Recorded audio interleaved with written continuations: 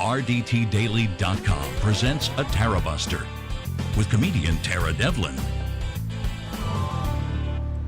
All right, everybody. This is Tara Devlin, unapologetic liberal talk on the right side of history, decency, dignity, democracy, and humanity. And don't we need that? I think we need more of it personally. And welcome. If you are on any other channel, come on over to youtube.com/C for channel/Tarabuster and hang out with the Tarabuster community in the chat room. This is kind of like therapy for the resistance. It really is. And God damn it, do we need it? I need it. I don't know about you. I guess I'll speak for myself. Holy shit, I need it. I need some therapy. No, you know what? Well, we'll just do the plugs first. Hold on. It's like 0 degrees out, but I have the air conditioner on because the heat is pumping into my apartment like it's the last days of Pompeii. So, even though it is only the last days of the American Republic. God damn it. All right, so we meet here on Friday evenings now around this time, 7:30 p.m. Eastern. Thank you, Haiku. I see Haiku in the chat room, and now I feel safe. I feel he will tamp down on the bots. We get some bots, but that's good. That's a good sign. That means that we're doing it correctly. I don't know if Jesus Christ. We have a lot of work to do. We'll get to that in a second. And we're on Rockfin. Please go over to Rockfin. I don't know. I'm supposed to say this shit. What do you want me to do? Okay? It sucks. It annoys me too. But please don't take my annoyance out on Rockfin. Rockfin's a great independent platform, and you can sign up, and this show is bundled with other shows, and maybe, I don't know, maybe one day we can be somebody. Also on SoundCloud, iTunes, Stitcher, give the show a good review. On iTunes, I've been saying that for a long time, and we still have the same amounts of reviews. I don't know. You can tell I'm in a mood. I don't know if you probably can. I'm in a mood.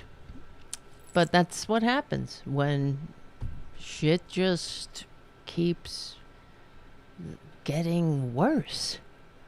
The disappointment. Okay, well, let's just get into it. What was I going to say? All right, well, become a patron at patreon.com/TaraDevlin to keep this show going and growing. And if you want to hang out and have therapy for the resistance, I mean, I'm in the driver's seat, but I feel like we're in a big bus of cool people, and we're hanging out, and we're talking about things, and we're getting to know each other, and we are, leaning on each other in this time. And I know for a fact, I often, we talk about history on the show, and I think about, how what a wealth of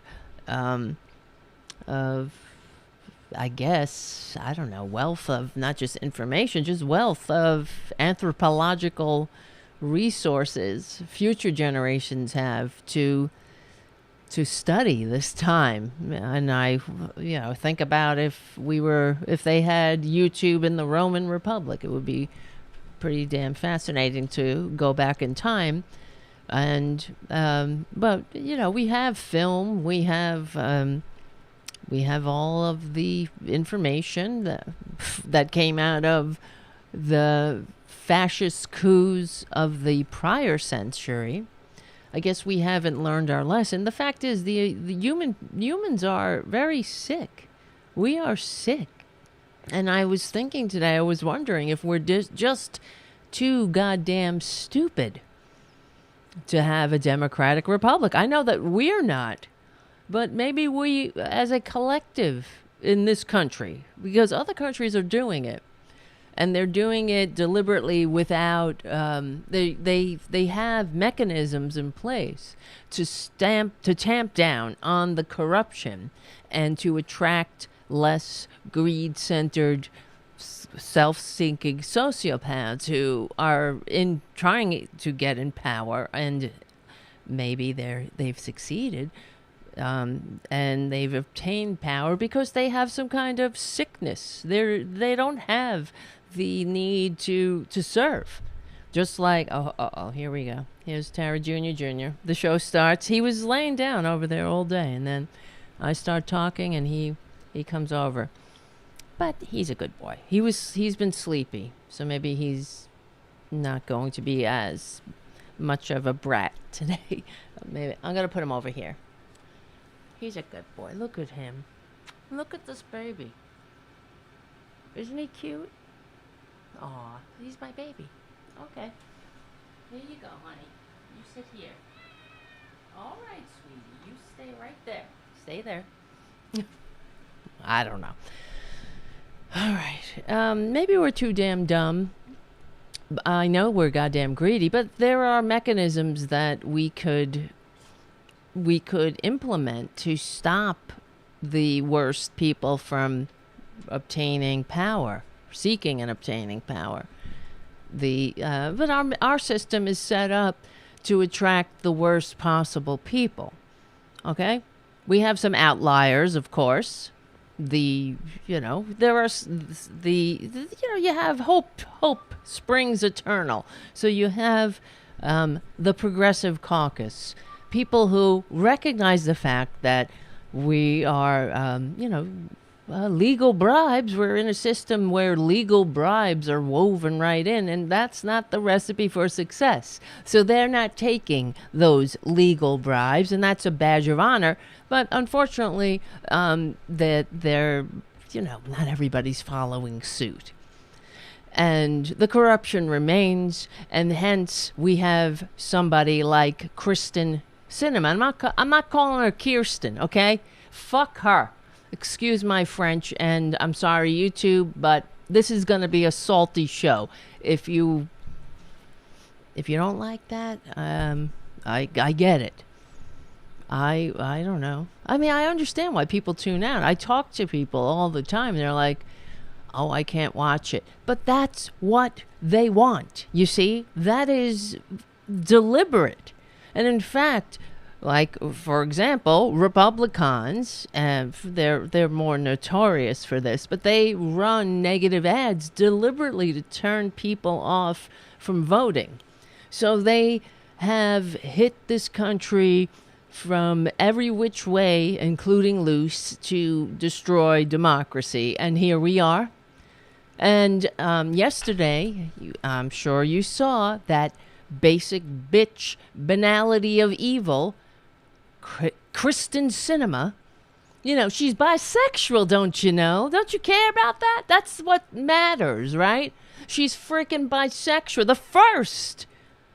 Give me a break. And she, the fact that she pulled her stunt, she gave her speech where she was like, I'm going to fillet the autocrats of Earth right now.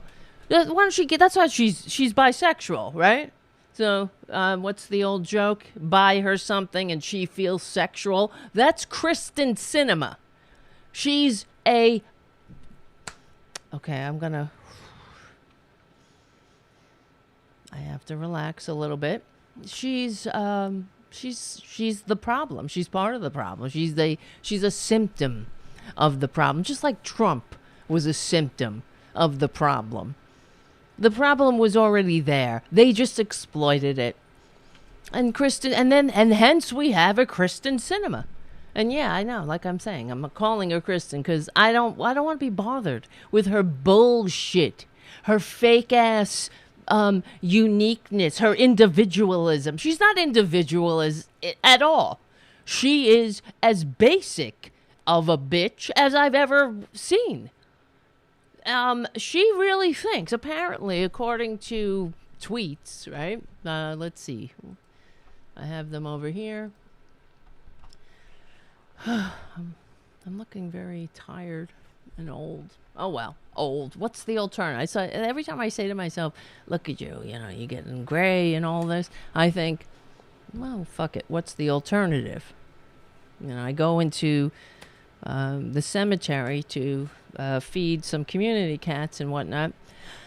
And I look at all the young people who fought, bled, and died to preserve democracy, to fight fascism in the prior century. And I think, well, they would love to have the luxury of a bad day, and it's for them that, I don't know, I guess I continue to fight. And how? It doesn't, you feel, I mean, I'll keep it to myself. I feel like we're screaming into the void. No, who is listening? I don't know, because it feels like the Dems, once again, are poised to misread the situation. Is for real. So every time the Democrats have a setback, what's their response? It's we have to hippie punch, kick down on the progressives, and then there'll be a slew of articles about how Joe Biden has to become more moderate and we need more centrism. And that is the complete misreading of what the is going on. The United States is a backsliding democracy. How many times can we repeat this? You don't hear it. I didn't hear that basic bitch, Kristen Sinema, talk about that when she was jerking off the autocrats of Earth, fulfilling their wish list she assured us that she agrees with the John Lewis Voting Rights Act and the freedom to vote and all this other shit that the Republicans inflicted on us. We wouldn't even be here if not for John Roberts and the illegitimate Supreme Court. How much longer are we gonna take it? We have a bunch of fascist morons running around. I'm really tired of them. I'm tired of the lies, and it never stops. And that's how you know this is serious. They're not kidding around. Let me calm a minute, because I'm like, hold on. Like I said, let's read this thread. Kristen Sinema, the Amy Siskan writes, thread on Sinema.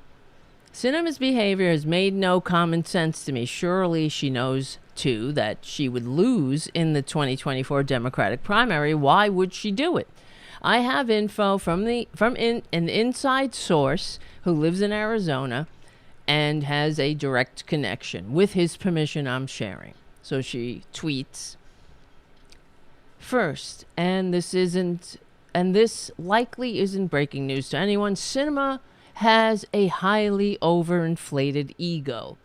She believes, since she's been able to work her way up and accumulate so many academic degrees in a short time, she's a true superstar, head and shoulders above, intellectually. No, she's not. Oh my God. Wait, hold on. I should play this movie while I'm reading this. Just to aggravate everybody as much as I'm aggravated. Hold on. My stupid thing isn't opening, though. If you're on any other channel, come to youtube.com/C for channel/Tarabuster. I see the chat room is hopping and popping. Look at this bitch here.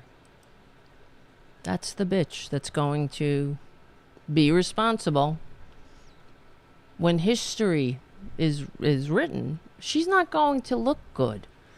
Trust me. She will be reviled. More than we revile her now, if that's possible. But the thing that really infuriates me is her timing. 45 minutes before the president goes to Congress to rally the troops, this basic bitch has to get up there and hog the spotlight and fillet autocrats. And then the corporate media reports it like Kristen Sinema has put a stop to Joe Biden's dreams. Or it's not fucking Joe Biden's dreams. We're fighting a fascist coup. God damn it. It's not about Joe Biden's agenda. Joe Biden's agenda should be everyone's agenda. It is the cognitive dissonance of the corporate media, because they'll talk about the filthy fascists who are not stopping with the big lie, and they're not stopping with their bullshit, their constant threats, Second Amendment, remedy, all this bullshit, which is, we can go into it. The Second Amendment is not there, so yahoos, fascist freaks can murder politicians they don't like. What kind of a country would that be? That sounds more like goddamn Somalia than the country that the founders entrusted to us. In fact, they'd be goddamn appalled. But Marjorie Taylor Greene and the rest, they can't pass the basic psychological assessment to get into the military, I imagine, or they can't do one fucking push-up. But she's all into CrossFit, anyway, whatever. But this is the basic bitch who, according to, Amy Siskand, right, first, and, like she says, she's has an overinflated ego. You think? Look at her. What a disgrace. When I saw this is even before. I couldn't stand her before. But when this came out, when she was presiding over the Senate for whatever reason, sitting there like she's on, this is the high school debate platform. God, it's so embarrassing that these inadequate, underwhelming, greed-centered basic bitches, and that's a thing. You're a basic bitch. You got no. Well, what is the definition?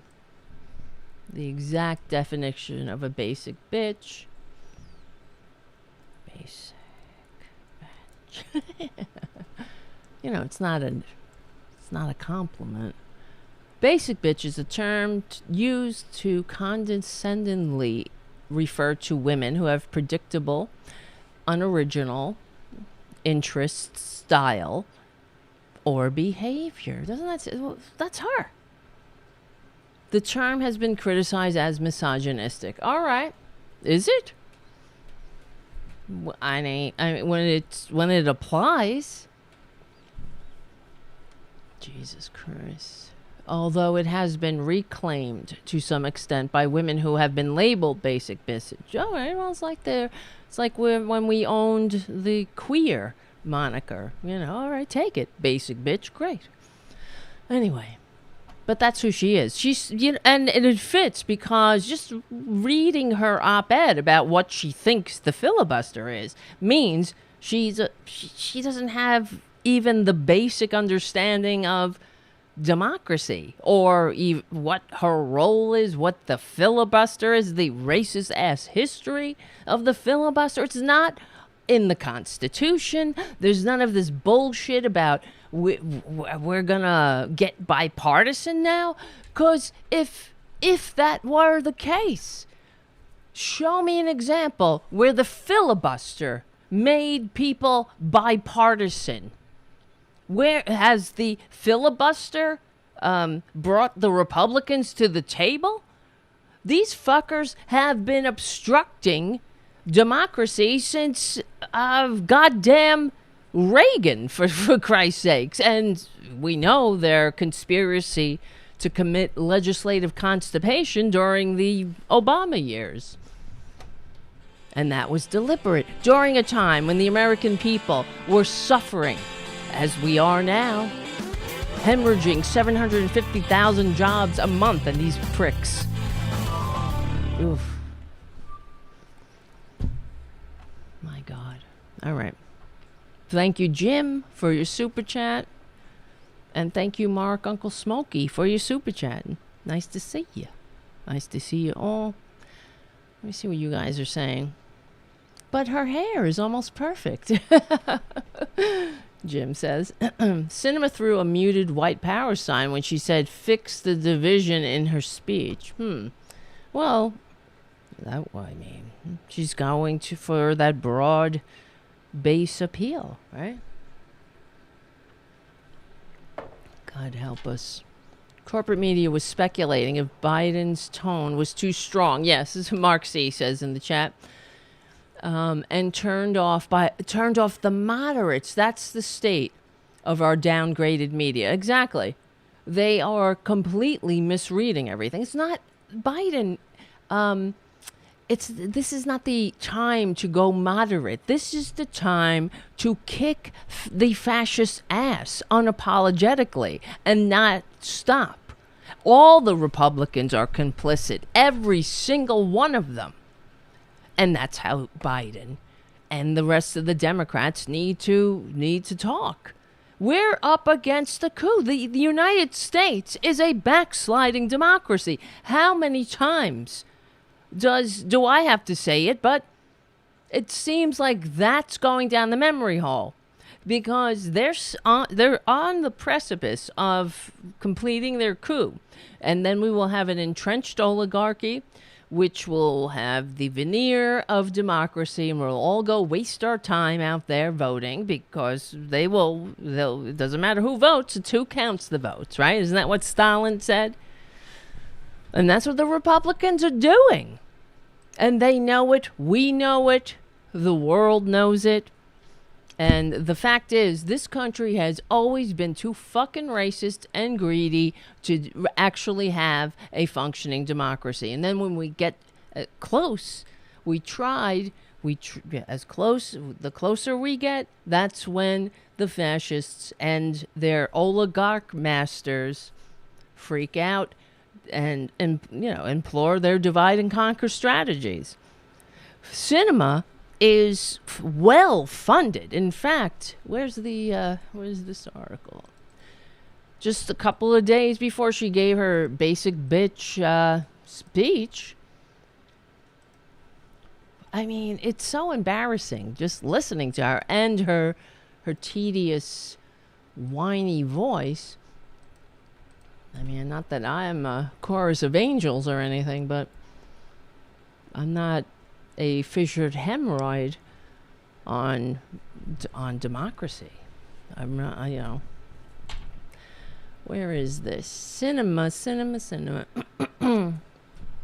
Sinema AIDS. Oh, here we go. Yes. Two of Sinema's former aides have lobbied for corporate giants looking to influence Biden's agenda. So, the revolving door of corruption. And Sinema knows this. She knows that she's not going to get elected. And that's, in her position right now.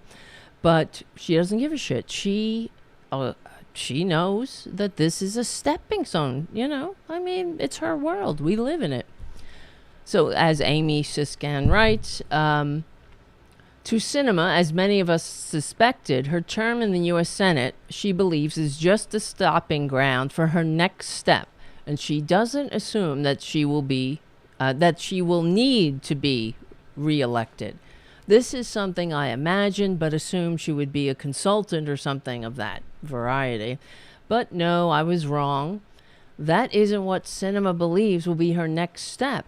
With her inflated ego and small circle of friends, many of whom she has alienated and lost, not pushing back, she's been living in an echo chamber. The big money corporate donors are happy to feed this. In fact, she hasn't had, I don't know when she had town hall meetings, but she hasn't had any town hall meetings. She doesn't speak to her constituents, and she pulls filthy stunts as that whole running into the bathroom thing. to pretend she's a fucking victim. Now, who does that? Oh, that's a fascist tactic, right? The professional victim. When your constituents who voted for you, who you're supposed to represent, who supposedly, you're supposed to represent, but we know they don't represent the people. They don't give a shit. It's about money. If we don't fix this, it's done. It's done. It's probably been done for a long time, I guess. We've been hoping. So, so Sinema, the only people she talks to are her masters, her big-moneyed masters. Sinema believes she will be running for president in 2024, I am told. Are you kidding me? But guys, that basic bitch might win. Yeah, enough money, enough lies, enough stupids, and goddamn, we don't have a shortage of them. She might win. And I gotta tell you, I don't know, man. We might have to make the Tarabuster community somewhere else, some other country. Become refugees to Denmark, because they actually have a functioning democracy. It's fascinating. So, excuse me. Sorry, I didn't mean to do that in your ear, but I know that's not nice. I'm sorry about that. So, yes, Sinema believes she'll be running for president in 2024, I'm told. This self-styled bipartisanship she believes she speaks for will be her brand as she runs as the candidate of the middle. Not far left, not far right. She's convinced herself this is her calling, and she has it. She needs to be stopped. Worse than that, fascism needs to be stopped. That's who she is. I mean, can we get to the... I wish I had a crystal ball and I could look into the future and get to the point where this bitch is vilified and reviled and scorned by society. I hope that's the outcome. Yep. Right? Devil's Advocate says, once upon a time, Joe Biden was Sinema and Manchin. Absolutely. This is the circle jerk of corruption we've been living in. Fucking Christ. Where's the tweets? Okay. And you can see why, having alienated so many close to her and believing she was smarter than everyone else in DC and beyond, and with the corporate donors feeding this too, while she toes their line, this misguided fantasy can be her view. I'm told this is what's happening. This is Amy Siskan's tweets. One postscript per my friend. Sinema believes that MAGA elected officials will reject partisanship when they are given a choice of her, get ready, or Trump. Oh, this bitch. Oh my God, this bitch. This self-serving sociopath. She's a narcissist. What else is that? What else does that? Without a hint of self-reflection, you walk up to this seat in the Senate with your denim jacket and your short sleeves, and you flip your hair around like you never learned a goddamn thing in your life. It's so disrespectful. That's what it is. But this is what we've been led to. This is fascism. Why do they care? She could just take a shit like the Capitol rioters and just wipe her ass on the curtains. Why not? That's another form, what we're witnessing. I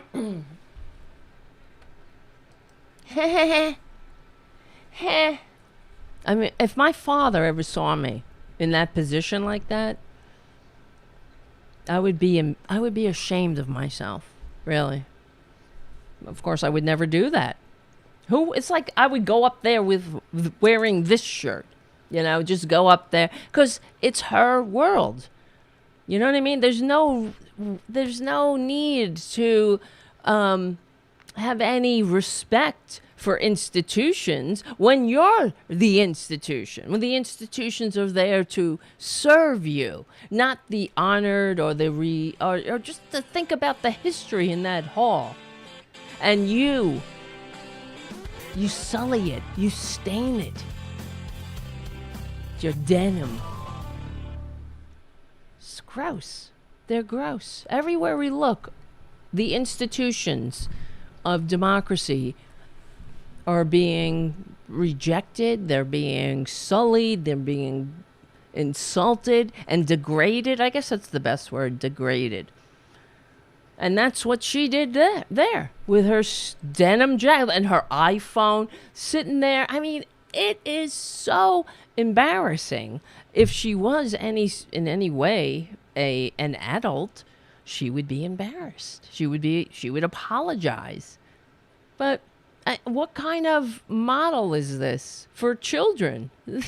Can you imagine being a young person in this fucked up country right now, watching the so-called president, the lies? Then you got the president, the so-called president, the defeated former so-called president, calling people fat pigs and dogs, and and then you have this bitch up there flipping her hair. And then assholes building gallows who are not backing down, by the way. Many of the Capitol assholes, the insurrectionists, the traitors, are they're proud of what they did. And what they're doing, I should say. I gotta breathe. Oh my God, Jeffrey. Speaking of having to breathe, I almost choked on myself. Thank you for your super chat. Jeffrey Giraffe again wins the super chat challenge. My God, thank you. Really. All kidding aside, it means a lot, you guys. And Jeffrey, thank you so much for your incredibly generous super chat. That's how we will keep going and growing, I mean, this shit doesn't restream itself. Whee! Oh my God.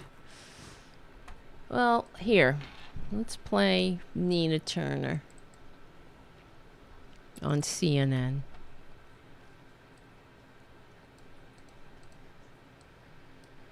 We all ask questions about complicated subjects like, can you get this done? I hope we can get this done. The honest to God answer is, I don't know whether we can get this done. Wow. Isn't that embarrassing? And then they're going to have a vote, apparently. Of course, get ready, because Martin Luther King Jr. Day is coming, and all of these basic bitches like Sinema, they're going to tweet out all appropriate quotes and whatnot, or the Republicans. It's going to be sickening. These people are sick because guess what? If MLK was alive today, they'd assassinate him again.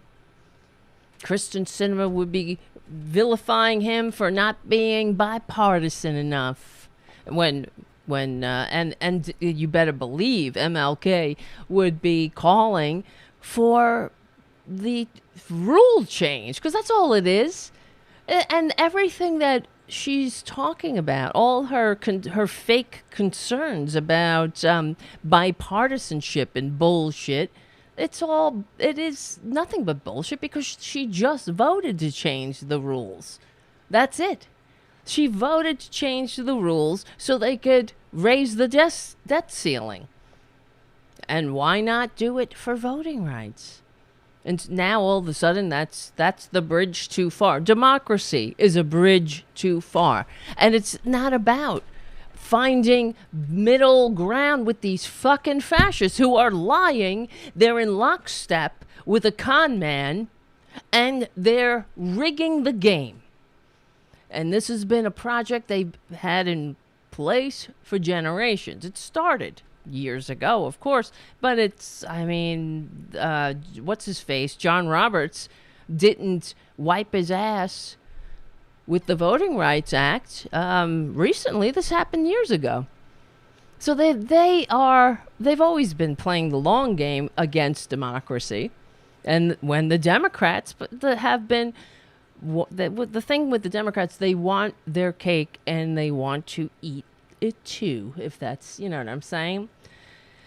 Because they want to pretend that they're all about democracy while sucking on the corporate teat as well. They want that nice, fat corporate teat. They like it. They want to suckle it. They want to hang out in the wine cave. And they also want to pretend like they're doing stuff for the American people, throwing a couple of bones. And that's, you know, hey, that's what they do. They throw those bones. But they keep the broken-ass system intact. And that's the problem. And this is why, you know, when Bernie Sanders was running, this is what we were talking about. This is corruption, money in politics. There should be no billionaire. Why do we have billionaires jerking off in space with giant dick-shaped rockets, and the rest of us down here are fighting over the scraps? Oh, how wonderful he went to see the big blue marble. If I hear another billionaire telling me how beautiful it is to see the big blue marble from space, and once we all see it, we'll all know that we're connected. How about you fucking just, you know, act like it anyway? Don't wait for the entire human species to get in your dick-shaped rocket and see the big blue marble from space to have a spiritual awakening. Just do it. But of course not. Because it's greed. Enough for everybody's need, but not for everyone's greed.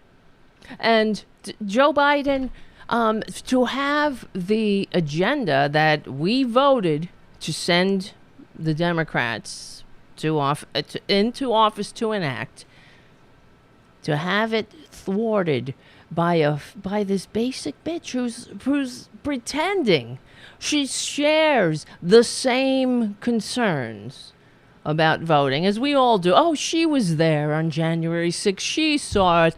And why she doesn't like what the Republicans are up to in the states. But what we should do is fight them in the states, not change this fucking rule that was used to stop progress for generations. Not just progress, you know, and progress is, I guess, it's relative. It's you know, what's your definition of progress? But that's what the filibusters was implemented to do, to stop, you know, to stop a more perfect union. And this bitch, I guess, is keeping the tradition. And, you know, the thing that annoys me, the other thing is, besides everything else, is that, well, of course, you're hearing on corporate media, the corporate media mouthpieces are saying that Joe Biden needs to go to the center and he needs to work with Republicans, you know, in one breath. And then in the next breath, we'll have a story about the big lie. So which is it? You know, because everywhere I look, I see fascism breaking out, and the feckless response to it is what's going to bring it to fruition. That's it. Because we don't have, it doesn't seem we have the courage. I mean, I don't know. I was going to say balls, but then I was like, it's, you know, that's sexist. Really? But do we have the balls? Fucking to stand up to this shit? No, I guess not. I'm sick of it. That's why everybody was relieved to see angry Biden But where the fuck is he? Okay, well, let's listen to... I don't see angry Biden here. I see defeated Biden. Defeated by a basic bitch in a denim vest. Which is... ugh. I hope we can get this done, but I'm not sure. I'm not sure. An exasperated President Biden there, perhaps, now forced to find a way forward after fellow Democrats Joe Manchin and Kyrsten Sinema torpedoed his plan to change Senate filibuster rules to clear the way for voting rights legislation. Majority Leader Chuck Schumer says the Senate will take up both on Tuesday. Both are expected to fail. Joining us now is former Ohio... Can I ask why they're bringing those votes up if they're expected to fail? So we need another reminder of how feckless Joe Biden's leadership is on this and everything else, it seems. I thought Joe Biden was gonna, he was gonna be able... Well, this is what the Republicans, they fake lament. Joe Biden promised to work with us. He promised to be a unifier. These same pricks is like, this is what they did to Obama. He promised... He promised that we were one America, that we weren't blue states and red states. We were the United States, as they divide us, as they do everything in their power to divide us. Oh, yeah, Nina. Nina's angry. And so this is, for those on the podcast, Nina Turner on CNN talking with the CNN host and also a Joe Manchin. Somebody used to work for Joe Manchin. Hold on. We'll be right back. God help us.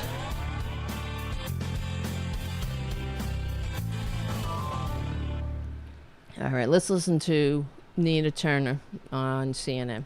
Senator Nina Turner, she was co-chair of Bernie Sanders' 2020 presidential campaign. We're also joined by Jonathan Cott. He is a former senior advisor to Senator Joe Manchin. Nina, to you first, just your reaction to, look, what really appears to be voting rights legislation dead.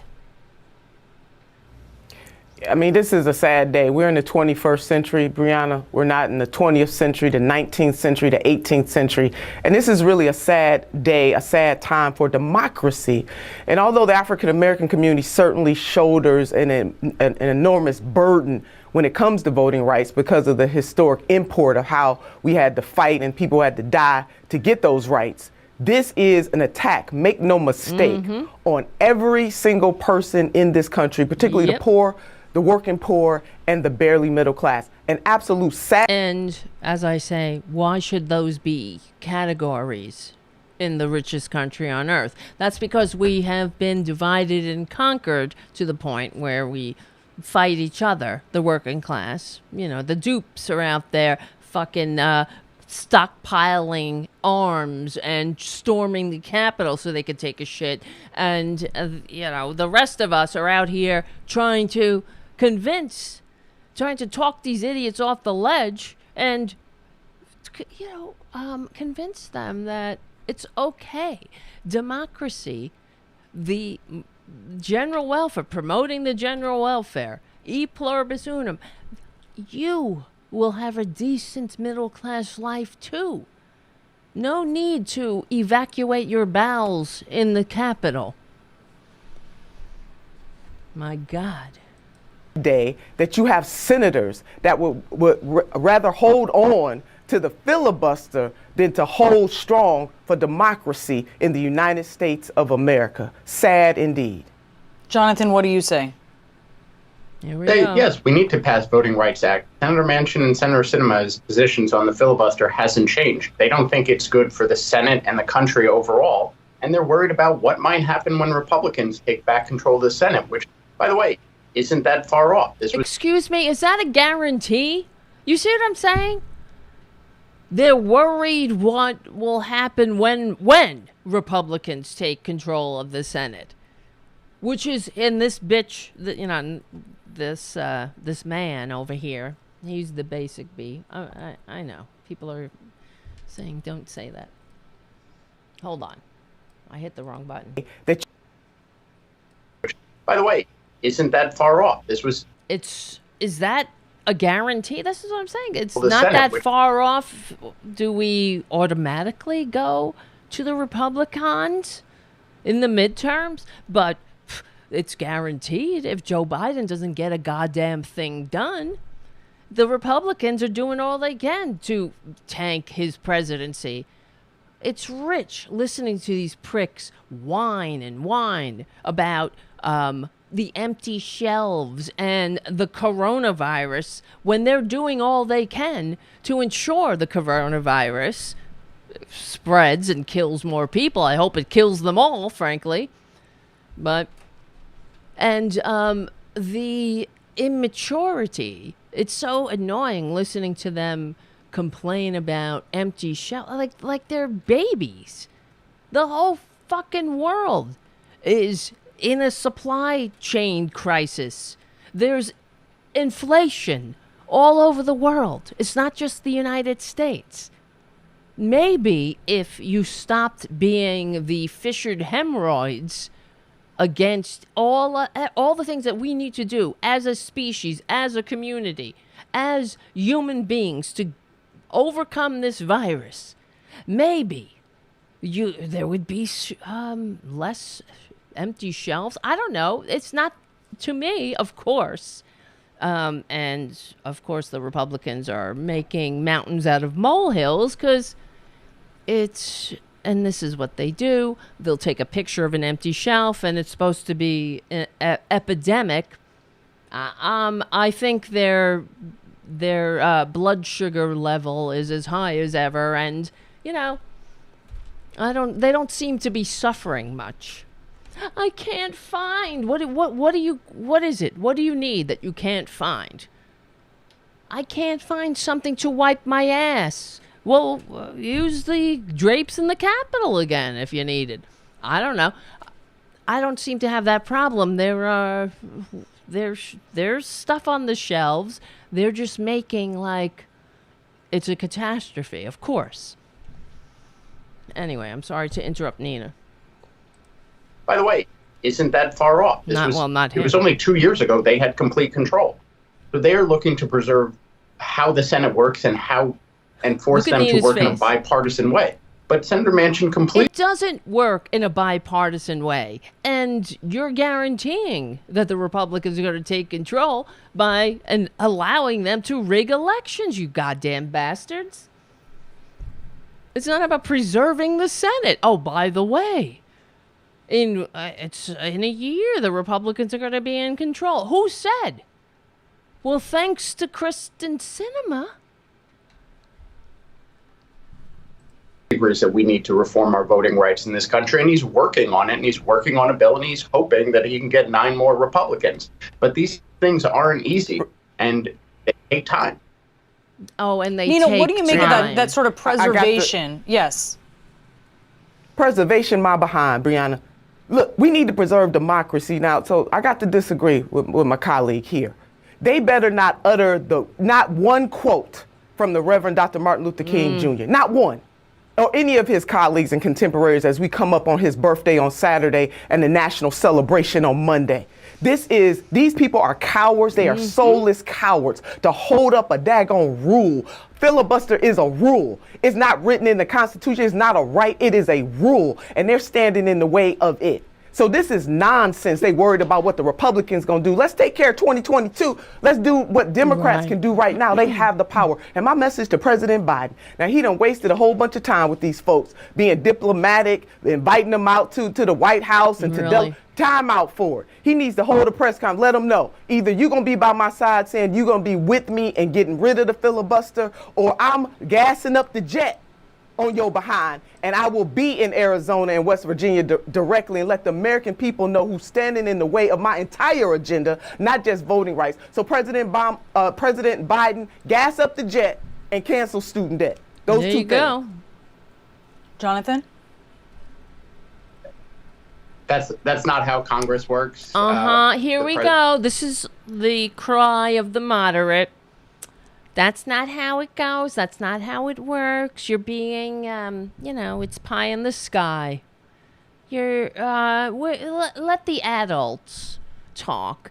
The Senate, it's slow. That's just not how it really. That's not how it works. You don't think if the president went to Arizona and started putting the squeeze on this bitch, going to her constituents, holding town halls, telling them we are a backsliding democracy.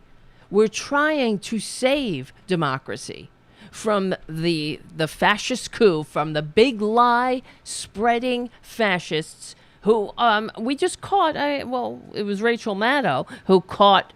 Thank God she is doing the story of the Arizona electors forging documents and sending them to the National Archives and sending them to be counted.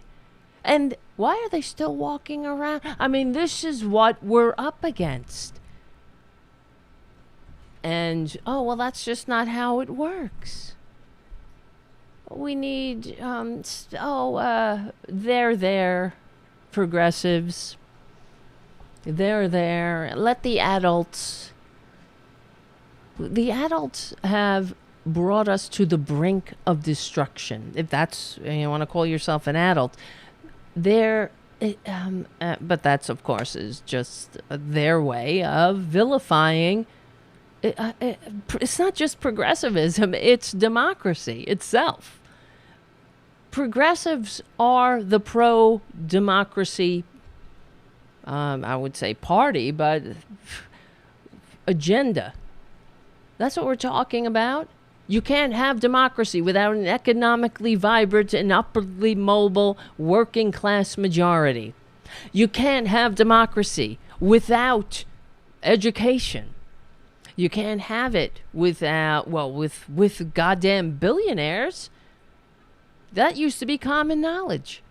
That's why we had an estate tax, to stop the development of an American aristocracy. Now, the American dumbasses, they're out there, they're filleting their overlords, I guess, begging them for a trickle. I don't know how long they're going to keep begging to be trickled upon, but that's not democracy. They think that they beg a private billionaire for a trickle. That makes them free. You're not free. Go ask the citizens of Denmark what they think about American freedom, right? Go ask the citizens of New Zealand what they think about freedom in America. Who's free? Suckers. Goddamn suckers.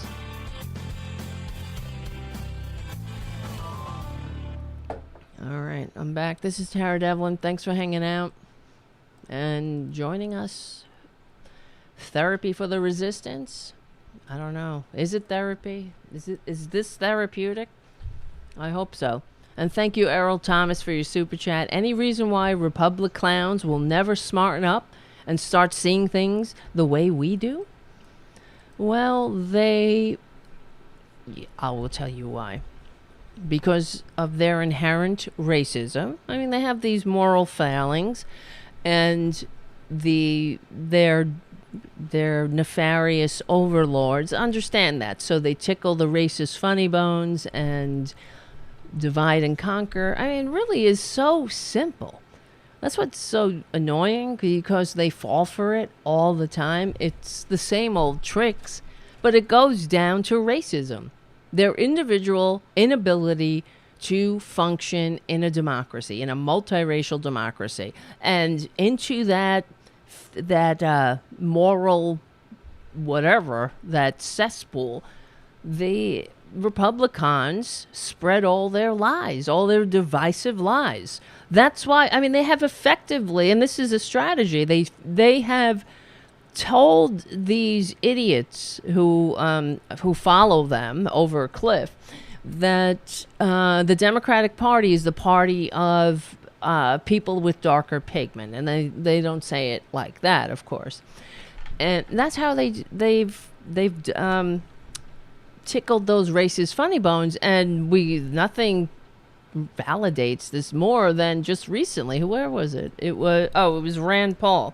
That's right, Rand Paul like in the last week or something, he told the dumbasses who listened to him that Democrats were stopping.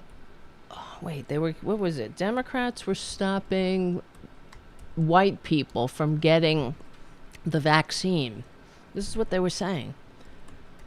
Can you believe that? But of course, I say, can you believe that? Yeah, this is what they do. Why would Rand Paul say that? Because they want the American people to fight, especially along racial lines, so they can continue the fascist coup. It's always been who they are. Fucking Christ. All right, let's listen. President Biden has a long history of working with senators. He knows the best way to do is work with them, have constructive conversations. That's why he had the two of them over to the White House last night. They're going to keep working together. He's had a great first year. He's had a historic first year. Nina. And Democrats should be celebrating that and running on that in 2022. Gassing up the jet and heading to West Virginia and Arizona is not actually going to get it done. There are ways that people can get things done in D.C. Senator Manchin and Senator Sinema proved that with a historic infrastructure bill that they just passed. That's how you get things done. Can you believe this son of a bitch? Senator Manchin and Sinema proved that they could get things done with this historic bipartisan bill that they whittled beyond recognition after disingenuously negotiating, of course, in bad faith. And Nina Turner is right. But you know what? The Democrats, they're going to learn the wrong lesson again. They're going to listen to the likes of that white dude. You know? That's it. They're going to dismiss Nina Turner. I mean, she's correct. Cancel student debt. Gas up the jet and cancel student debt. Get your ass out there. Inviting them over for tea didn't work. And Sinema, first of all, the thing with Manchin, honestly, he is what he is. It's really Sinema. I think that she saw Joe Manchin getting so much attention, and she couldn't live like that. She couldn't let herself miss the opportunity to get more cameras in her face, because she's an underwhelming, basic bitch. I'm sorry. What the hell? Why would you have them over so many times? And in fact, what we were told was that, as far as the Build Back Better, Manchin gave his word and then went back on it. But Kristen Sinema, Joe Biden, I really see Manchin and Joe Biden. They seem, of course, like they've known each other a long time. They've been in the Senate a long time. But who is this Sinema? This joke to come in and stop Joe Biden's agenda? When she will not even get reelected in her own district, much less win a national election. And that's what gets me. She thinks she knows better, not just better than the president, the former president who was elected in 2 landslide elections. She knows better. And the millions of Americans who sent them to Washington. Ugh. But Nina Turner's right. And what is this guy saying? Same old shit. Has a long history of working with senators. He has a long history. He knows what he's doing. Jonathan? That's not how Congress works. Oh, really? President Biden. It's not how it works? Well, it doesn't work. It doesn't work. It works if you're an oligarch and a incipient fascist. And that's when it works. It doesn't work when the American people are living paycheck to paycheck, can't save $400, can't retire, can't go to a fucking doctor. Or if they do and they get sick, then they have to declare something only Americans, uniquely American medical bankruptcy. Can you believe that? But that's not how it works. It's not working the way you want it to work, white boy, whatever the hell your name is. Has a long history of working with senators. He knows the best way to do it. He does? Well, I heard him say, I hope we can get this done. The honest to God answer is, I don't know whether we can get this done. Jesus Christ. He knows what he's doing. Senator why? What's the need to excuse these assholes? I guess he's getting paid. Well, he's a consultant for these jerk-offs. That's probably why he's like, he knows what he's doing. Senator Manchin and Sinema, they're upset. No, well, they're concerned. They're concerned about the future of the Senate. They're concerned about when the Republicans take power. Get the fuck out of here. They're going to take power thanks to the dirty tricks. I'm sick of it. And everybody, it just seems like, oh, well, there's a fascist coup and America's a backsliding democracy. Oh, well. But as long as the Senate has a filibuster, everything's great. Jesus Christ. I hope you're right. I'm reading Jeffrey Giraffe. I think Joe is going to get pissed and go off on some people. I hope he does. You know, I really hope he does. But then I'm not very optimistic at this point. Plus, we need to talk about VP Harris. What's up with that? Really? And he picked her. You know what I mean? He picked her. Why has she constantly got foot and mouth disease? But the other thing is, of course, Twitler can say and do no wrong. He's the most disgusting waste of human DNA that ever opened its mouth, and gross. I mean, but he could on the anniversary of D-Day, he can sit in front of gardens of stone, headstones of fallen service members who gave their lives fighting fascism, and he could sit in front of those markers and call Nancy Pelosi Nervous Nancy. This is what Republicans have done. And all right, it's not just there, it's everywhere. And it's also why I thank you for supporting the show. I hope somehow it makes some small difference, because we have it all on coming from all sides. The Supreme Court, okay, they undid apparently, well, the mandate.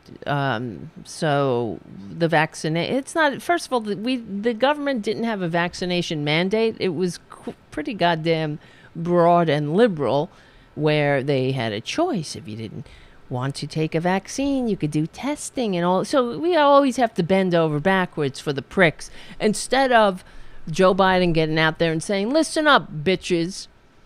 This country wouldn't be here without a vaccine mandate. George Washington mandated a vaccine when that meant being sliced under your skin with an infected knife. So don't cry to me about your bullshit.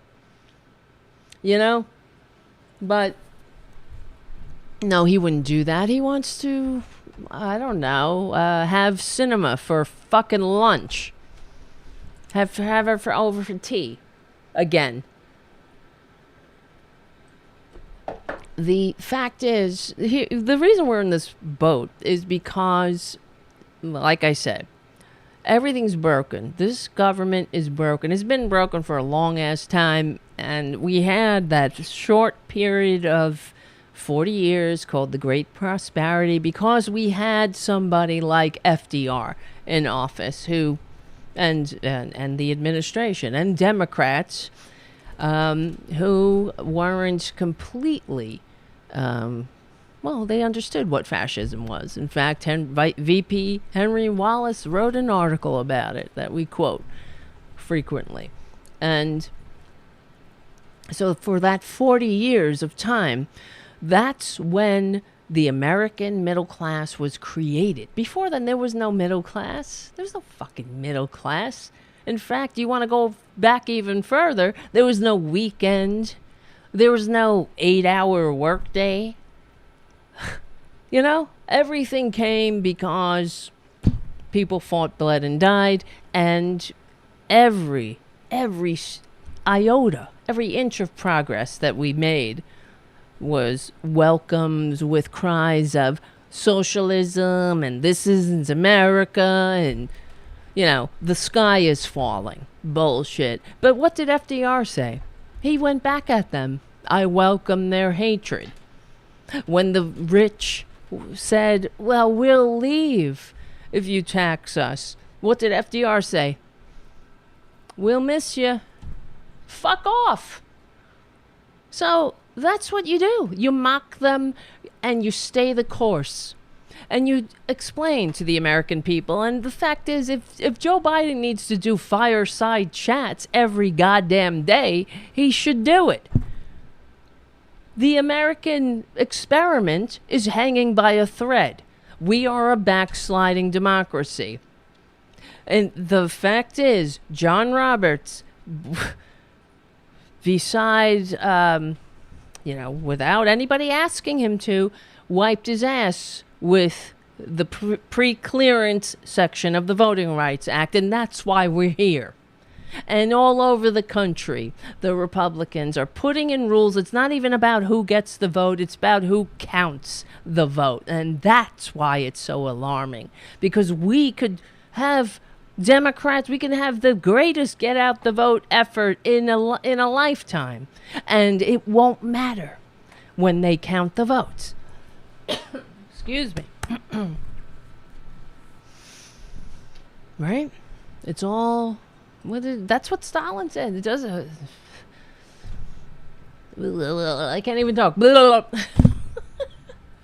Fuck.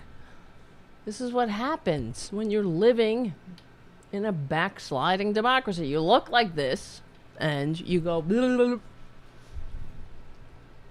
Jesus. It's exhausting. So, apparently, according to the Supreme Court, the federal government can't mandate masks, but they can mandate childbirth. Right? That's what it's about. And we got to unapologetically confront the corruption of this fascist Supreme Court that is illegitimate. The goddamn court's illegitimate. And that's what Joe Biden should say every time they put the kibosh on his agenda. This is an illegitimate Supreme Court, and we're looking into fixing it, making it right again, balancing it out. Because that's... everybody was there. We saw Mitch McConnell, Moscow Mitch McConnell, pull his dirty tricks and block a legally elected twice in 2 landslide elections Democratic president from fulfilling his constitutionally proscribed duty that we sent him to Washington to fulfill. So he didn't wipe his ass with Obama's nominee. He wiped his ass with the majority of the American people. They don't care. That's who they are. They know them by their fruits, goddammit. When people show you who they are, believe them. And the Republican Party is a fascist party. They've been at this game a long time. The damn Democrats make me sick because they don't ever seem to learn. They don't learn, but it's because they're also part of the corruption. They don't want to. If they call out the corruption on the Republican side, it will shine a light on themselves. So if they're sucking on the corporate teat, they want to suck on the corporate teat just, a little. Don't overdo it, man. We can all have corporate teat money flooding in the wine cave. But Republicans, they can't help themselves. In every Republican chest beats the heart of fascism. They just can't help it. So they will always overreach, always, because this is who they are. Our problem is the Democrats. They have allowed this to happen. They've allowed this fascist snowball to build up steam and keep rolling along, and now it's rolling over all of us. God in heaven. Where is this? I'm looking for this one thing. Well, many things. Here, this sums it up. This is from Salon, from Amanda Marcotte. The Supreme Court's golden rule is only Republican leaders hold true power. Yep. That's the new American way. In fact, I'm looking for this other thing. Here we go. Here's an example. In living proof right here. Another example, I should say. Florida Republican who lost special election by 59 points refuses to concede and files a lawsuit. And his quote, "I did not win, so they say." Right? But it doesn't mean that we lost. He was trounced. He lost by 59 fucking points. 59 points. And he's suing, saying it was rigged. A Florida Republican took a page out of Trump's playbook this week, refusing to concede a congressional special election that he lost by more than 59 points. Welcome to the new normal in America. Oh, well, soon we won't need to go through the pantomime of elections, that's for sure. Okay. So, what's the guy's name? Sheila McCormick, a healthcare executive who supports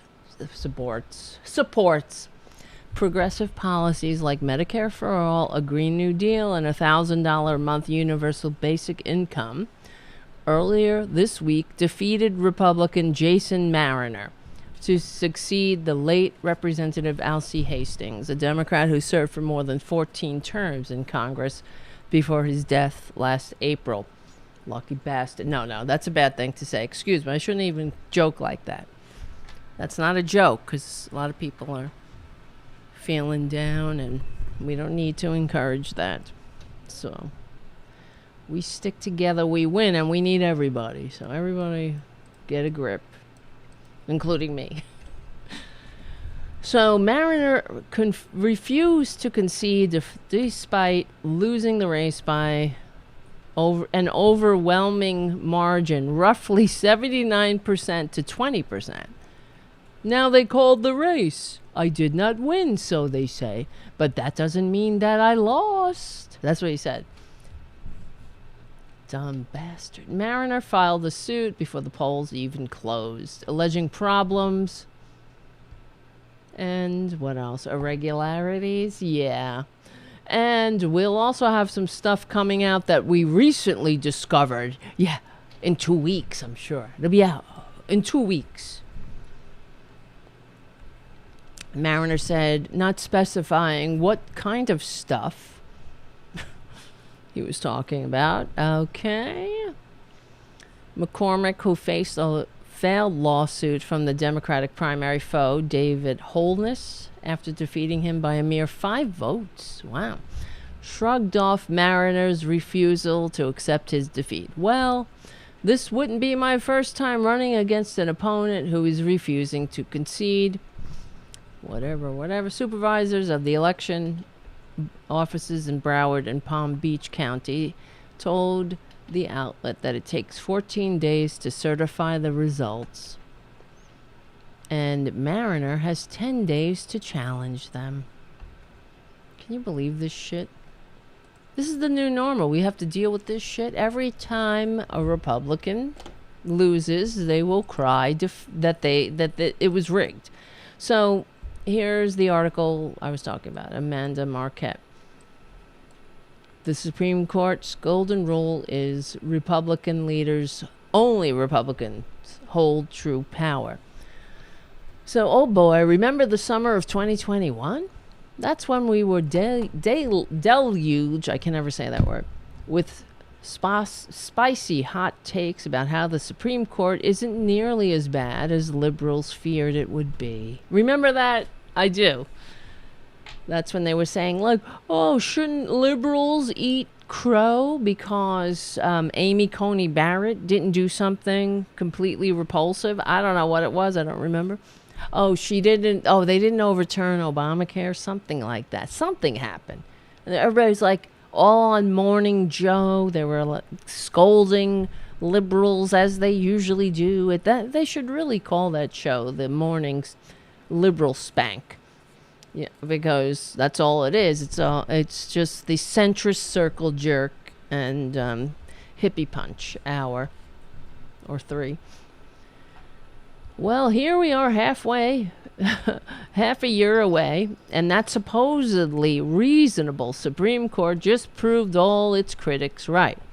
They're a bunch of partisan hacks who will ignore the plain letter of the law in order to undermine democratic governance and install Republicans into power. Thursday's decision to strike down President Joe Biden's COVID-19 vaccine mandate for private employers certainly wasn't the result of a good faith reading of the law. Of course not. This is what Republicans have been up to for generations. I remember reading some of Scalia's dissents and his opinions, and I don't remember just reading an article about him fixing the facts around the policy, how he would take the opposite stances on things depending upon whatever outcome they were trying to achieve, because they're full of shit. That's the role of these fascist judges. They go to legal. I mean, they go to legal school and get that legal thing. They go to law school. They get their degrees. They learn the law. They talk about precedent. They learn case law. Only for the only reason is to fix the facts around the policy. So when they're looking to justify their latest assault against democracy, they can point to whatever and wrap their bullshit around. It's sort of like the same way the evangelicals who have distilled their entire religion down to, I guess, gay bashing and ensuring that women don't have control of their bodies, and they blame the sky spook. So they'll say, oh, it's not me, it's the sky spook. That's what these right-wing fascist judges do. They say, oh, I'm being a constitutionalist. I'm an originalist. I'm a strict constitutionalist, even though general welfare, the e pluribus unum, all that shit, fuck that. This is a court. We better watch out. I wouldn't be surprised. Somebody should put a child labor law case in front of these assholes. even though we know what would happen. You get ready, little Johnny. Back in the mines. That's all we're good for. You understand? The founders entrusted us with this democratic republic. It was supposed to be the antidote to the intergenerational aristocracy. And all the less than 250 years, we've been trying to make a more perfect union.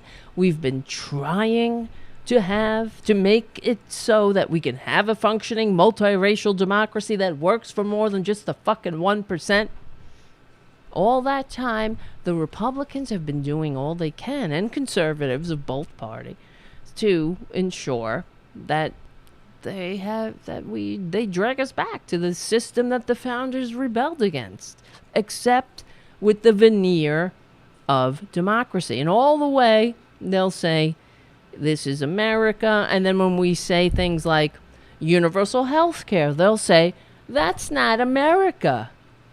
And here's the case law to prove it, even though we can go through the same case law or others and justify it. It's them. They're ideologues. They're not small d Democrats. They hate America. Get that straight, guys. These bastards hate America. They do. They hate everything about America. That's why they want to change it to a country that the founders would be appalled at. In all their hypocrisy and failings, of course, they would be appalled that these assholes want to install a con man, an orange-ass con man, despite the will of the people. What do you think they would think about that? I mean, for somebody who wore the fucking uniform, I'm sick of it. I'm appalled. I hate these assholes. I hate them. I know I should be a better person, but I hate these people like I hate the illness in the body politic. You don't negotiate with cancer. You excise it. God. Anyway, Thursday's decision to strike down President Joe Biden's COVID-19 vaccine mandate for private employers certainly wasn't the result of a good faith reading of the law. It wasn't even an expression of some ideological opposition to the administrative state, as Steve Bannon and other authoritarian nuts sneeringly call it. And that's the other thing. When they go on about the administrative state and government, our response should be, why do you hate America? Why? Oh my God. That's the end of the Progressive Voices part of the show. My God, that went by fast. I hope that was a good show for you guys. Become a patron at patreon.com/TaraDevlin. Listen to the rest of the show on YouTube, iTunes, SoundCloud, Stitcher, Rockfin. Keep coming back. It works if you work it, so work it, you're worth it. And we're on the right side of history, decency, dignity, democracy. We will win. We stick together. We win. My name is Tara Devlin. Thanks, guys. I'll see you soon.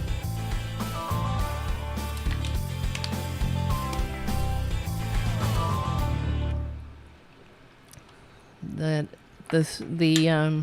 we will win kind of stuck in my throat. I can't believe that went by so fast. I think I was in some kind of trance. I hope it wasn't. I hope it was a good. It was good. Hope it was good for you. All right. Let me find. Where the hell are you guys? Was it good for you guys? Let me see. Where's everybody? Oh, we got peoples. All right. No, the only jurisprudence guiding the Republican-controlled Supreme Court, which has a whopping 3 appointees by Donald Trump, the less vote-getting con man. Okay. And the dirty trickster, Mitch McConnell, Moscow Mitch, is a belief that the only legitimate presidents are Republican. We know this not just because of bad faith of the decision itself, but also by contrasting it with the warm and fuzzy feelings that the justices have towards expansive presidential powers when Republicans are in charge. Absolutely. First of all, the decision itself is a joke. As legal expert Mark Joseph Stern at Slate wrote, the court's unsigned majority opinion, unsigned, again, because that's who they are, cowards, and they hate America, so, you know. Unsigned majority opinion rests on several dubious claims. Crucially, is utterly untethered to the plain text of the law. The anti-mandate argument held that because COVID-19 is a general threat to public health, it cannot be considered a discrete workplace safety issue. Oh, well, don't worry, guys. The Supreme Court, they're taking all the precautions for themselves. Now, all those who work in corporate America, the essential workers, right? Everybody wants to clap, but not protect the essential workers. All the people on the front lines, the people who, ring up your grocery, all that. Remember, everybody clap. And then I remember watching corporate media, and one of the corporate media mouthpieces was telling us how she was going out in the pandemic out of her high luxury apartment in Manhattan to meet the mailman. Thank you. Because she was expressing her gratitude, finally, for once. Oh, put it in a fucking envelope, but that's okay. Maybe you would like to use your platform to stop spreading divisive kiss up, kick down bullshit in the least upwardly mobile country. I don't know. Well, we are the least upwardly mobile of the Western democracies. Okay. I know. I once got into a little argument. Well, not an argument, a debate. A nice you meant. And with some person who was kind of conservative, I guess. And he was saying how America, because I was saying the United States was the most upwardly mobile, and now we're the least. And he was like, well, yeah, that's a lie. That's bullshit or whatever. And I was like, we are the least upwardly mobile of all the Western democracies. He's like, oh, well, that's fine. Like, as if being so we're not the absolute worst. We're not worse on par with, I don't know, who knows, Somalia? I haven't checked the stats, but just throwing it out there as an example. So he was cool with the fact that we were the least upwardly mobile of all the Western democracies. I said, I don't understand why you think that's a win. But, okay, that's the way they are, these Republicans. They're like beaten dogs. Oh, speaking of beaten dogs, Joe Biden. Okay. The anti-mandate argument held that because COVID-19 is a general threat to public health, it can't be considered a discrete workplace safety issue. But as many folks pointed out, the conservative justices don't believe their own reasoning, as evidenced by the fact that the Supreme Court building itself in the pandemic precautions are justified as workplace safety. The hackish nature of the decision, which is so bad that none of the 6 assholes who voted for it was willing to sign it. They're such cowards. It's unbelievable that we have to live in a country under the rule of so-called law of these fucking cowards who won't even sign their cowardly opinions. You sons of bitches. I mean, and we are just walking around. The idiots are arming themselves to kill the solution. And those who have a clue are saying, please become a patron. It's fucked up. No wonder. No wonder I'm cranky. And I look like this. I'm only 24, okay? This happened the last 4 years. I wish. All right. OSHA's rule perfectly fits the language. Here we go. The applicants are not likely to prevail under any proper view of the law. OSHA rules. Oh, okay. I won't. It's too much legal ease for this show right now. But the thing is, it is so they're just full of shit.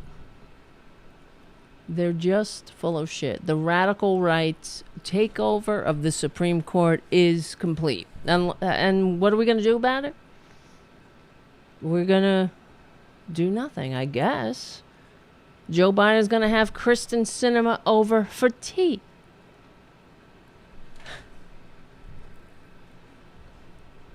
Jesus Christ. Everywhere I look. And then you have... What's the other one? You know. Oh my God. Wait, hold on. International Election Observation. And that's where outside monitors, they monitor democracy in different countries. They're the ones. This is a international group.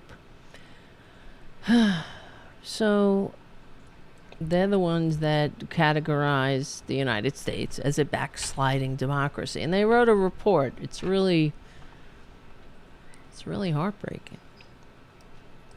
But what do you expect? Now, I just wanted to... I'm looking at the time, and I'm hearing little Ray Ray. Ray Ray. What's going on, hon? Ray Ray. Ray Ray. I don't know if you heard him. He's like, meep, meep. I wanted to see if he was okay. But, okay. The fact is, you got to ask yourself, or we have to ask ourselves, how dumb are we?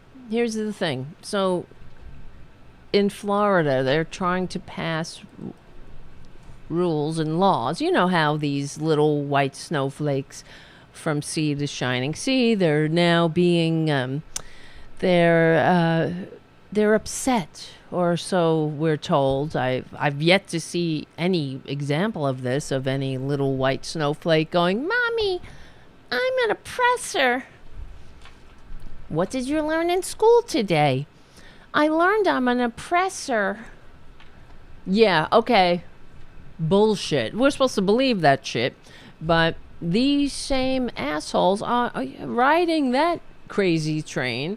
They're trying to pass laws to force teachers to wear microphones so parents can monitor the lessons. Can you believe that?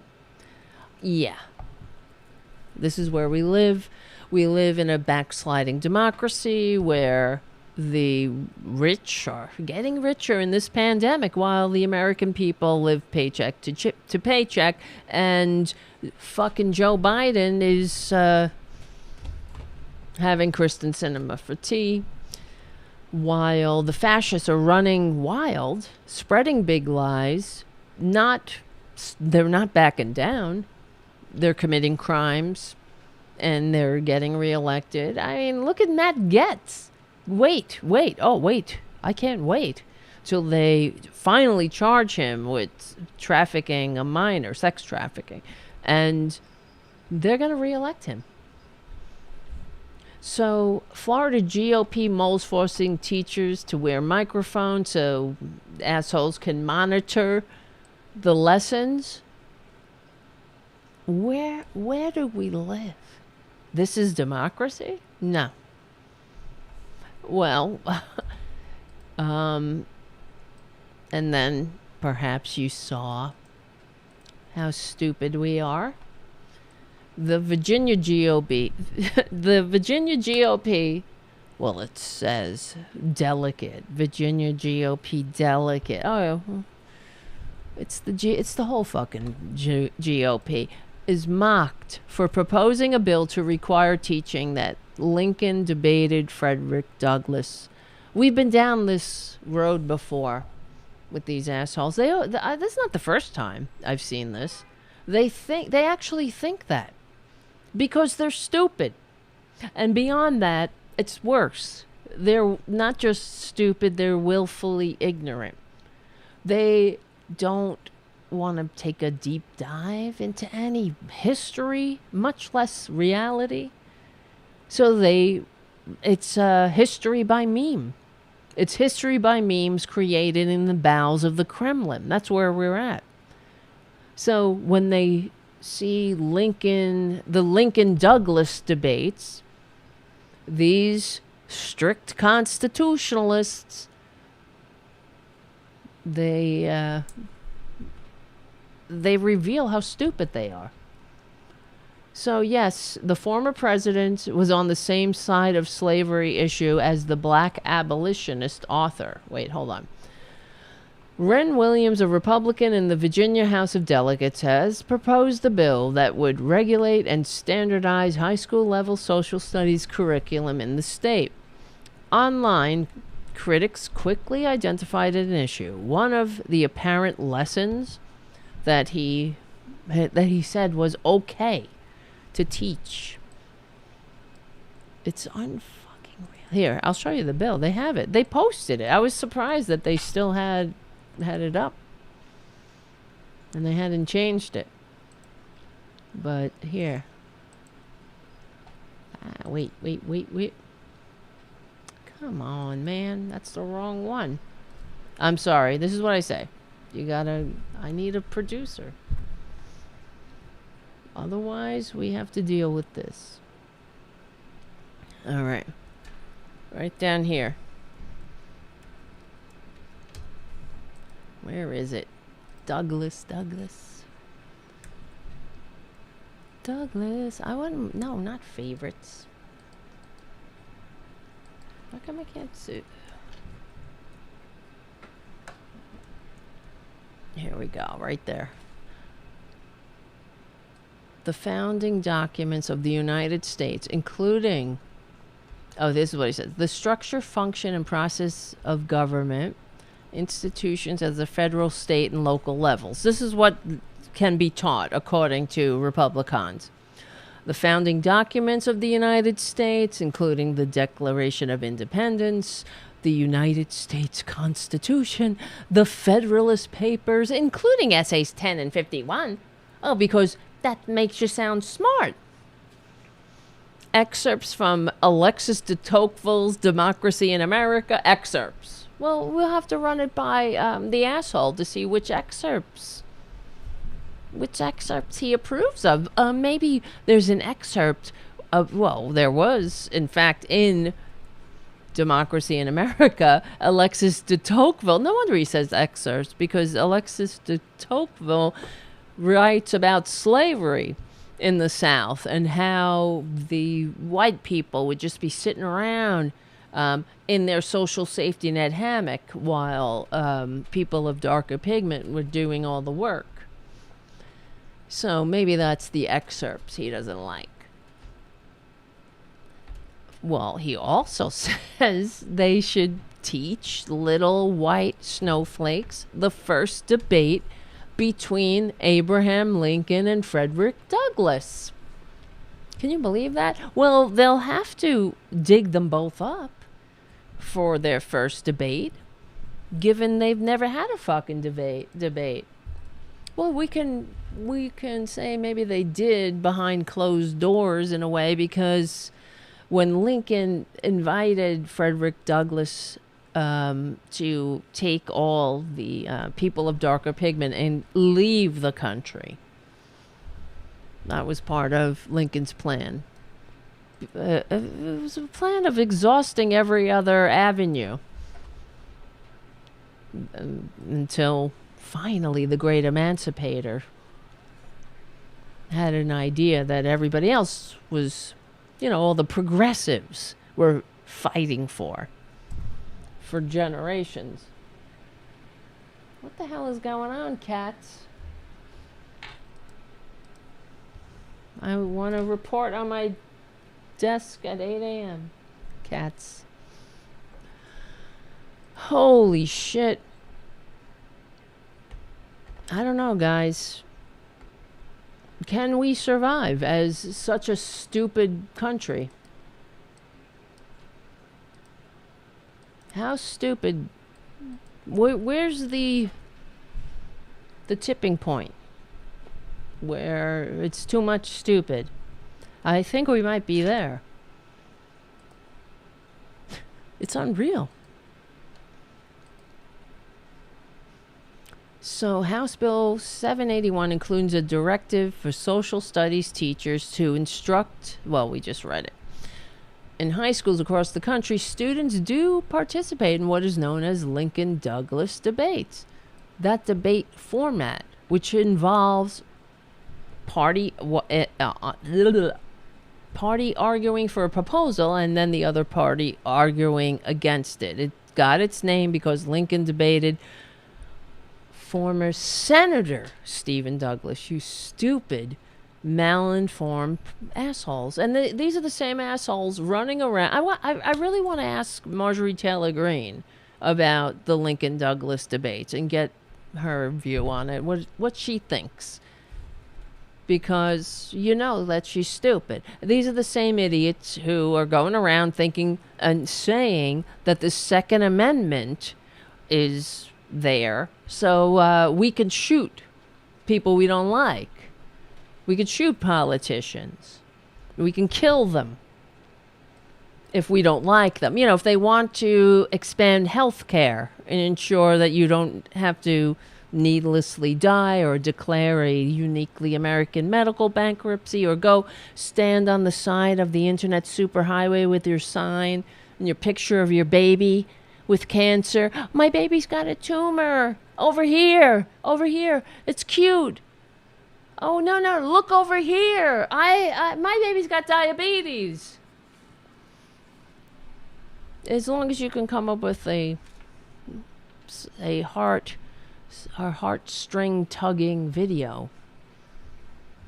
Well, that's what you got to think about when you're an American. When you get catastrophic medical news, it's like, oh shit, now I got to hire a production company to come up with my... Not only do I got to pay these fucking copays and deductibles, I got to hire a goddamn production company to come up with a video to make some kind of... make some video of me, maybe with the tubes, put a lot of tubes. That pulls on the heartstrings and gets people to donate a couple of bucks. I mean, maybe you'll get a couple of $1,000. That might last you a week in the hospital. Who knows? Maybe a day. Oh, I hate them. I fucking hate them. I remember, I told you guys, or I probably did at least, this was years ago. I was on YouTube, having a YouTube chat argument with somebody about healthcare, some fucking fascist, and he said, or I think it was a woman, and they were saying that our neighbor, like this was their reason why, or her reason why we shouldn't have universal health care, because she had a neighbor whose child had cancer, and her and her hubby donated anonymously, except she told me about it, thank you, me, that they had anonymously given her $20,000 for her cancer treatment. And I was like, wow, fucking humanitarian of the century here. That must have lasted her a whole week or less. One round of chemo, and what are you going to do then? I guess Jesus. Try Jesus. Jesus is your health care. Fuckers. So these are the same people. What the fuck? I'm on the air. That's Robin.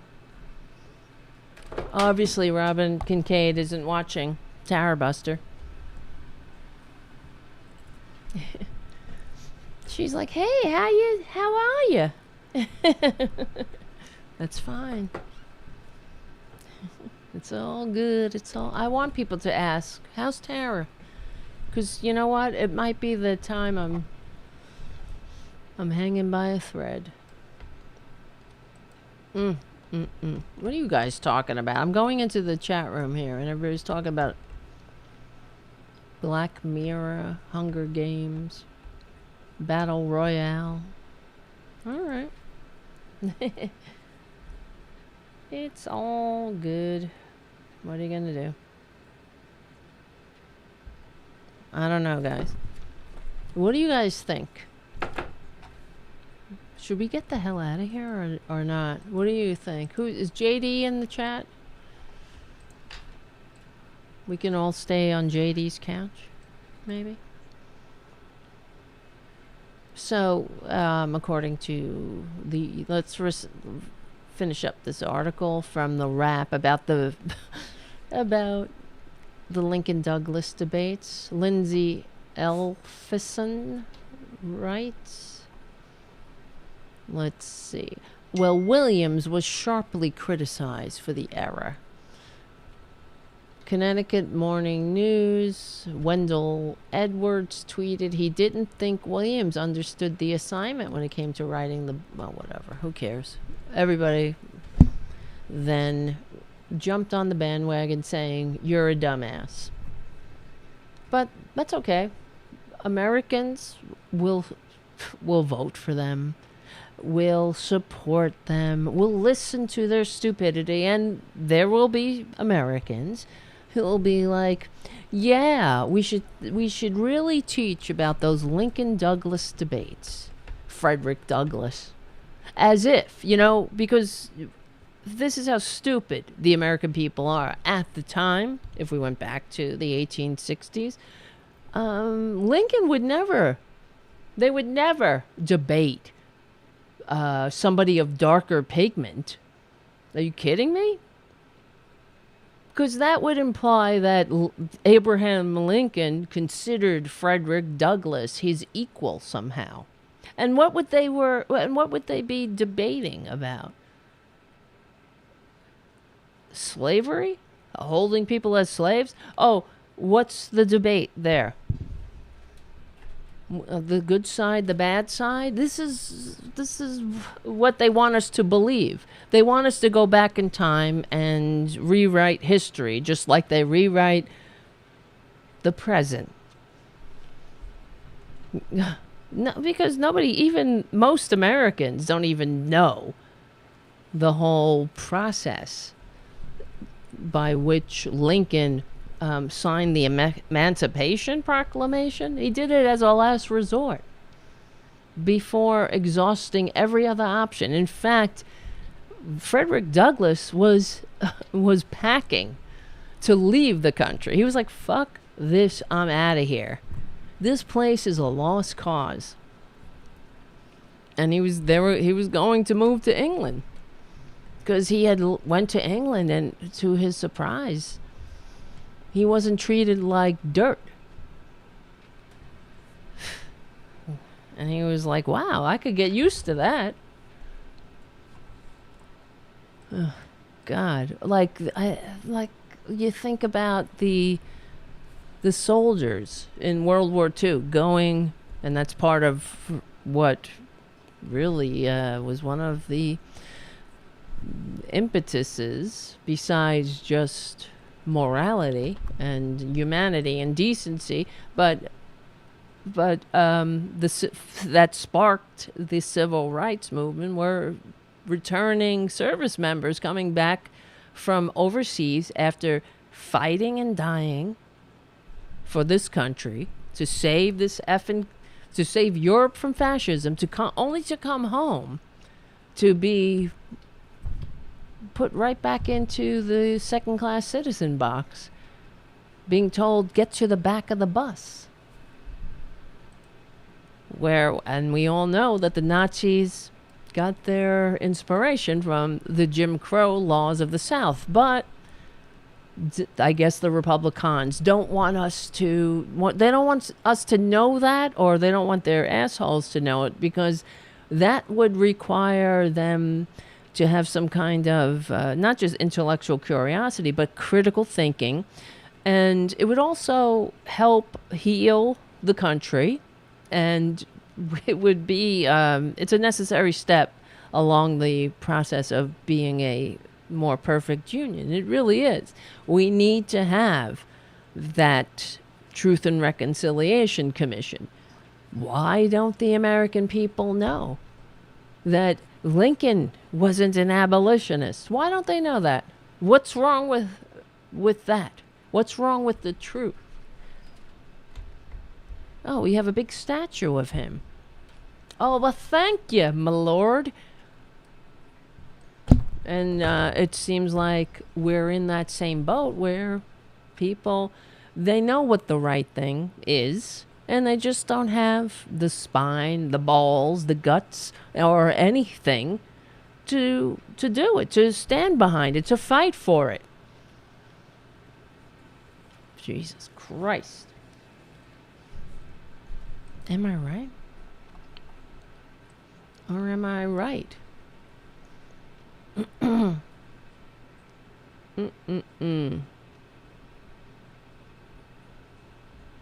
Yeah, everybody's Mark C. Unfortunately, I'm not a Canadian citizen, and I don't think they want me. I'm too old. I know, that's how I feel. Not about you, I mean about myself. If I was 20 years younger, I would probably get the fuck out of here already. Because, I mean, how much are we supposed to take? But then I'm like, oh, you gotta fight. You gotta fight. We've been fighting. And then we get Kristen Sinema. We've been fighting. We've been telling the truth. We know the problem is money in politics. And then we say this, and we get the fucking Pete Buttigieg reverberation. Right? We'll say, money in politics is the root of all evil. Well, what do you mean? Do you think Barack Obama was compromised? Hell yes. But that's the myth. That's the story. We're supposed to believe that human beings aren't influenced by money, by people who pay them, which is complete and utter bullshit. Everybody is. That's why the way we have our system, and in fact, let me see, what time is it? We'll probably talk about this on the next show. I know I teased this, but we'll talk about it on the next show. Brian Klass's his book Corruption, Who Gets Power? What is it called? Corruption? Oh, Corruptible. Who Gets Power and How It Changes Us. And I have a clip from Dan Snow's History Hit podcast, and he was interviewing him, and they were discussing what's going on in this country. Brian Klass is an American, Dan Snow is English, and Brian Klass was saying he's not optimistic about the short-term prospects of democracy in America. And he was discussing how, because the whole system that we have, the whole presidential process, the money in politics process, the process of the vetting of a candidate is set up for corruption, for people who are corruptible. So people who are good and decent and altruistic and want to serve, they don't want any part of that corruptible system where you have to go beg for bribes, where you have to go into the wine cave and suckle up with power and beg for a trickle, and then you got to do their bidding. They don't want to deal with that shit. And doesn't it make sense? So that's why you won't get a Cincinnatus. You'll get a Trump, because he's a pathological narcissist, a malignant narcissist, and also a psychopath. So our system is set up to attract psychopaths, and it elevates them to power. So you have self-serving psychopaths, and of course you're not going to have a functioning democracy this way. Money and fucking politics. And then you have this filthy, disgusting Supreme Court giving it validation. And let's not forget all the other little courts that Moscow Mitch pulled his dirty tricks to pack. And what did the Republicans do? Now, the Democrats, that's what pisses me off the most. Moscow Mitch is going to be Moscow Mitch. He's a traitor. They're fucking traitors, and they're fascists. Of course, they hate democracy. But did Obama have to roll over so eagerly and so nicely? Did he have to? He could have went on goddamn primetime television with an alert, an alarm. This is an outrage. The American people, the majority of the American people, voted for a Democratic presidency to fulfill a constitutionally proscribed role, and Moscow Mitch is pulling his dirty tricks to prevent the American people from having their will carried out. And what did he do? All right, yeah, bye. He walked. Whatever. Oh, he wrote an article? An article. And now what is Joe Biden doing? I don't know if we can get it done. I hope so. Why isn't he kicking ass? Oh, well, he has to play that game. I get it. Kristen Sinema might just go to the Republicans. Well, might, woulda, coulda, shoulda, who? Well, we're gonna run scared, right? We're gonna run like, some corruptible cowards. We gotta worry about what might happen. Well, what's happening right now? We're under assault. What's going on, cats? What are you doing? Cats are having their own jamboree. Yep. Well, it's true. Andre on the chat. Neither party is addressing the corruption. Of course not. That's what's so infuriating.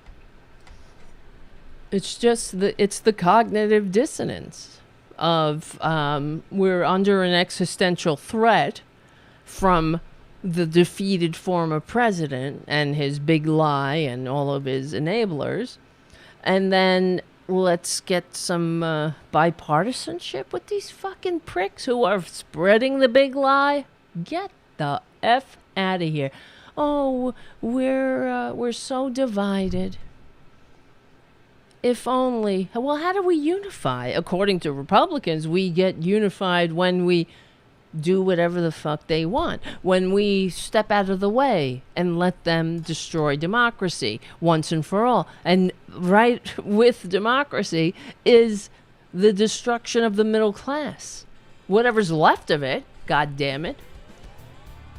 Because it's below 50% of the population. That should be on the goddamn tip of everyone's tongue, and it's not. Oh, We have a lot of work to do, guys. At least we have each other right now. We're on the right side of history. At least. Well, we'll see. We're on the right side of decency, dignity, and democracy. And we will win? I don't know. Become a patron at patreon.com/Tara Devlin if you want to keep the liberal media going. I don't know about growing. I'm a little tired. Patreon.com/Tara Devlin. Bye. And I haven't fixed that yet. Oh, Jesus. Yep, the chat room is popping. It's popping. The joint is jumping. It's really jumping. Ba-da-ba-ba-ba-ba-ba. I had so many other things. Well, we have more. We'll get together in a couple of days and we'll continue. Yep. That's right. Andrea, the parties are unified in their donor devotion. Yeah.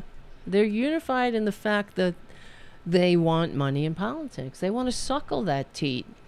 I don't know what I'm going to do about this knot in my stomach every time I hear and watch someone on the corporate media go off on the progressives. And this is happening again every time. It's not the progressives stopping Joe Biden's agenda. It's the fucking fascists. And I did a lot of cursing tonight. I'm sorry. I'm very sorry. Guys, listen up. I gotta go lay down. Look at my hair. Look at me. I look like... I don't know. I look like not that good. Right? Andrea, the speaker is proud of her insider trading. That's another thing. Oh, we're in a free market. You son of a bitch. I don't even know. When do you say it's done? It's just... God. Because what has to happen is not going to happen. And then what? We line up again so the Republicans can not count our votes. And then, well, I guess the thing that I thought was like, why am I saying this? The thing I thought was like, I got to stop saying like too, but we all have our ticks. What I thought was, I hope they all drop dead of COVID, legally and peacefully. I don't know. But that might be the only saving grace. And it's why I think Trump is going, get boosted, because he knows these idiots are dropping. They're dropping like they should. Like Darwin matters. All right, I gotta go lay down, and I don't know. I was thinking the other day, a lot of times after the show, I will go and just lay down and try to find something on television that has nothing to do with this time. I'll try to find whatever, a documentary on Rome. I think I've watched them all though, because I have run out of documentaries on Rome to watch, and it's annoying. I wish they would make some new one. Mary Beard. And who's the other one that I like? Mary Beard. And, well, of course, Dan Snow I like. And there's another guy. His name is Dan. Who's the other one? Her name is escaping me. She's got dark hair. And, oh, Bethany Hughes. She's good. I like her. And then I thought maybe I should have done that for a living. I wish I could live 100 more years. Because I would do something like that, be a historian and go and dig up some bones, and I wouldn't think about Twitler. But it's all connected, though. It really is. It matters. Lincoln Douglas debates. God help us. You see how stupid we are? It's so embarrassing to me. The simple, basic history of this country, these idiots know nothing about. And worse than that, they don't want to learn anything about it. They like their willful ignorance. It's so much easier to explain to themselves. I don't know what it is. Because history is messy. It is what it is. They don't want to know. They don't want to know.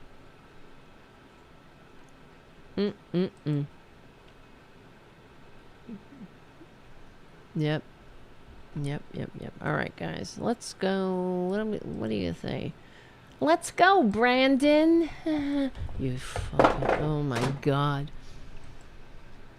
Let's go, Darwin. Darwin, take the wheel. And thank you, Covert White Rabbit, for your super chat. Hi from the cool people who hang out here on Fridays rather than getting wasted and pretending the mess doesn't exist. Exactly. Well, you can hang out and get wasted, I guess, and watch the show. But I will not get wasted. You know? All right, guys. I'm going to go lay down. Oh, thank you, Stephanie. You're very kind. You look great, Tara. That's a very nice thing to say. Thank you so much. Aw, Shadow Starry says that a moose bedded down in my driveway every spring. That's so cute. All right. I got to go. And I have to get the show ready for progressive. Oh, I don't have to do that tonight. This is not Saturday. All right. I'll save that for the morning. I need to go and pretend I live in Norway or Ireland or New Zealand. Is there like a dating site from there that I could get on? Because maybe I'll get like some sugar mama from Norway, and then it'll be perfect. Me and 3 cats. Shadow Stories. That was in Arkansas. Your moose? Well, that's nice. It's always nice to see wildlife. Oh, and then the Republicans would come out and shoot it, right? That's Donald Trump Jr. Oh, I hate them. I hate them. Yes, I sliced my finger by accident. Okay. I gotta go. Nobody cares about my finger. My friends, you're the best. Yes, don't trust those dating sites. I know, right? I'll get over to New Zealand. I'll find out it's a dude or something, you know. It's some sex trafficking. They're gonna traffic me. Right? It'll be me and a whole bunch of young people. And I'll be like, I'm not supposed to be here. And then we'll do an underground railroad. And I'll get them all out of that terrible bondage, and we'll do a movie of the week about it, all right? Maybe then I don't have to say, please become a patron. All right, guys, I'm only kidding. Oh, is Alaska? AK is Alaska? What is Arkansas? Oh, what is AR? What is Arkansas? Arkansas abbreviation is AR. I should have known. I'm so sorry. I was wrong once in 1972, and that was like the 3rd time. Come on up here, Junior. Get up. I also made a mistake on the other show, on the last show. I made a mistake. Clara Lemlich, the Triangle Shirtwaist Factory fire was after the uprising of the 20,000. I made a mistake because what happened, Clara Lemlich inspired the uprising of the 20,000, and then there were many concessions in the garment industry, except for the Triangle Shirtwaist Factory, which they were the only ones that didn't adopt any of the winds of the uprising. And not soon after, or soon after, there was the Triangle Shirtwaist Factory fire, which caused another explosion of outrage, and then led to the Fair Labor Standard Act, but it didn't happen for another 10 years. So, oh, guys, we've been at this a long time. Right, Junior? My friend. My cat. Oh, Jesus. I didn't mean to do that. I meant to turn this off. All right, guys. This is... Yes. Let's go and watch something that doesn't take place in the here and now. All right, guys. My name is Tara Devlin. Thank you so much for hanging out. And we will win. That's all I got. I'll see you. I'll see you soon. Probably, I think, Tuesday, maybe? All right. I'll see you soon. Thank you so much, guys. I love you. I love you. I love you, you bastards.